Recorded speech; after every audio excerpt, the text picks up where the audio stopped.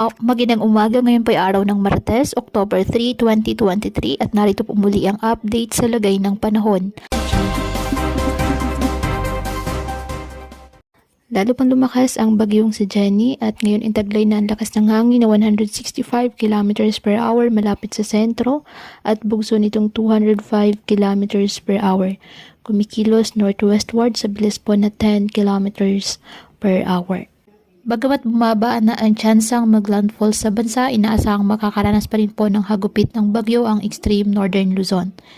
Inaasahan naman na patuloy pang lalakas ang bagyo bago tuluyang maglandfall sa Taiwan sa Miyerkules ng gabi o madaling araw ng Huwebes.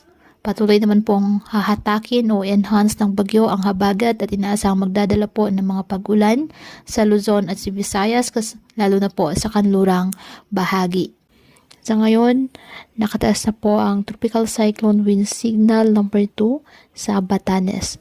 Habang Signal number 1 naman sa Cagayan kasama ng Babuyan Islands, the northern and eastern portion of Isabela, Apayao, the northeastern portion of Abra, the northern portion of Kalinga, and Ilocos Norte.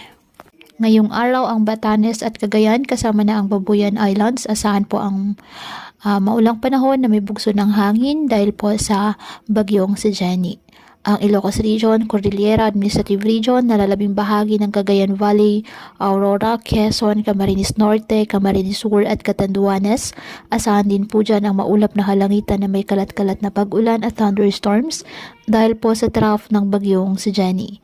Ang Mimaropa, Western Visayas at Zamboanga Peninsula, apektado pa rin ang habagat. Asahan pa rin po dyan ang maulap na halangitan na may kalat-kalat na pag-ulan at thunderstorms. Habang sa nalalabing bahagi ng bansa kasama ng Metro Manila, apektado po ng mga localized thunderstorms at ng trough ng nasabing bagyo.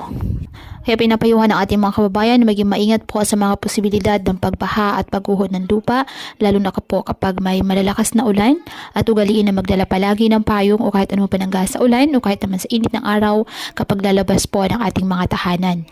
At yan po muna ang update sa lagay ng panahon ngayong araw. Muli patuloy po tayo na mag-ingat at palaging tandaan, God loves you. Stay safe and God bless.